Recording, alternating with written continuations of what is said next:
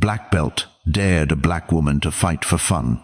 Seconds later, the dojo went silent. Marcus had been training at Master Chen's dojo for 3 years now. He wore his black belt with pride and had reason to. At 32 he was quick and confident, and maybe just a little too sure of himself.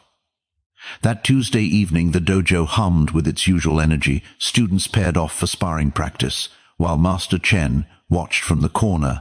Then she walked in. Her name was Janelle, and she looked to be in her late 20s. She wore a simple red t-shirt and black leggings. Her braided hair was pulled back neatly, and her expression was calm and unreadable. Master Chen greeted her warmly. Janelle explained she had just moved to town and was looking for a place to train. She asked if she could observe a class before committing. Marcus couldn't help himself. He'd seen plenty of beginners walk through those doors. Something about her quiet confidence rubbed him the wrong way.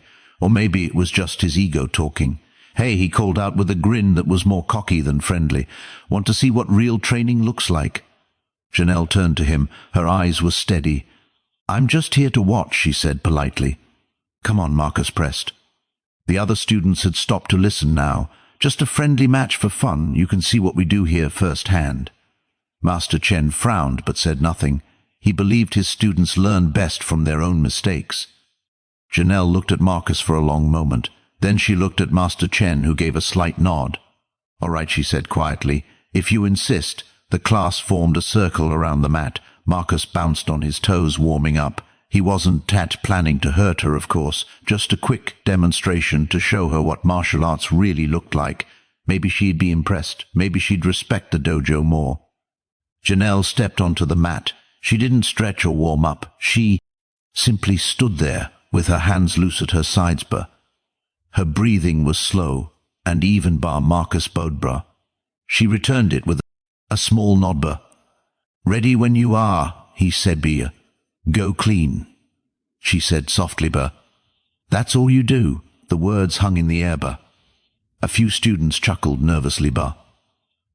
Marcus felt his face flush. What did that even mean? "Let's just start," he said. He moved in with a standard combination. A jab followed by a low kick. Nothing fancy. Just testing her reflexes. Janelle didn't move like a beginner. She sidestepped with minimal effort. Her footwork was so economical, it was almost invisible. Marcus tried again. This time he committed Morbia, a quick sequence that usually overwhelmed new students. She deflected his first strike with an open palm. Redirected his momentum with a subtle shift. And suddenly Marcus found himself off balance. He caught himself and reset. The smile was gone from his face now. The dojo had gone quiet. Even the sound of breathing seemed to fade. Marcus came in harder. This time pride was on the line. He threw a combination he'd perfected over months. Fast and technical. Janelle moved like water. She didn't block in the traditional sense. She simply wasn't where his strikes were going. Then in one fluid motion she stepped inside his guard. Her hand touched his chest. Not a push. Not a strike. Just a touch. But Marcus felt his balance completely disappear. He stumbled backward and sat down hard on the mat. The room was silent. Marcus looked up.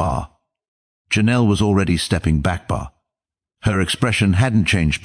No triumph. No mockery. Just that same calm steadiness.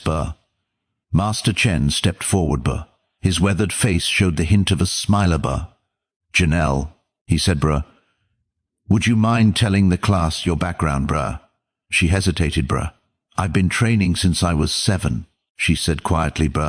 "My father ran a dojo in Atlanta. I hold a 4th-degree black belt in judo and a 3rd in aikido. I'm here because I'm opening a self-defense program for women at the community center. The silence deepened. Marcus felt heat creep up his neck. Not from anger. From shame. He had assumed. He had judged. He had embarrassed himself and disrespected her. All because he needed to prove something he hadn't even earned. Janelle extended her hand to help him up. Marcus took it. "I'm sorry," he said. And he meant it. I made assumptions I shouldn't have, bruh. We all do sometimes. Janelle said, bruh. The question is what we learn from it, bruh. Master Chen addressed the class, bruh. This is perhaps the most important lesson you'll receive. Here, bruh, true strength doesn't announce itself. True mastery doesn't need to prove anything, bruh. And true wisdom knows that everyone who walks through that door has a story we don't know, bruh. Marcus bowed deeply to Janelle, bruh. This time with genuine respect, bruh. She returned it with warmth in her eyes, bruh. For the rest of the evening, Janelle stayed and trained with the class, bruh. She was patient with the beginners, bruh, offering gentle corrections and encouragement, bruh. She worked with Marcus too, bruh, showing him the subtle weight shifts that had made him lose his balance, bruh. There was no condescension in her teaching, bruh. Only generosity, bruh, after class, as people filtered out. Marcus approached her again, bruh. I really am sorry, he said, bruh. I let my ego get in the way, bruh. Ego's a tough opponent, Janelle said with a slight smile, bruh. It's the one you fight longest, bruh. My father used to say that the belt around your waist doesn't teach humility, bruh. Life does that, bruh. Marcus nodded, bruh. He thought about his own father, bruh. The lessons that stuck weren't the ones about technique, bruh. They were about character, bruh. Would you consider coming back? He asked, bruh, to train with us. I mean, bruh, as an equal, bruh. I'd like that, Janelle said, bruh. As she left the dojo that night, Master Chen put a hand on Marcus' shoulder, bruh. Today you learned more than many learn in years, bruh. Not because you were defeated, bruh, but because you were willing to see yourself clearly afterward. Marcus watched Janelle disappear into the evening. The dojo's flags from different nations hung above, reminders that martial arts belong to everyone, that respect had no borders, and that the hardest opponent to face was always the one in the mirror. He thought about the years ahead, about the training still to come, and he knew that tonight, in front of everyone, he had finally begun to learn what it meant to be a martial artist, not the techniques, not the belt, but the quiet humility that came from recognizing we are all students, always, forever, learning. If this story touched your heart, please hit that like button and share it with someone who needs to hear it. Subscribe for more stories about life, kindness, and the lessons we learn along the way, and leave a comment below telling us about a time when you learned something unexpected about yourself. We'd love to hear your story.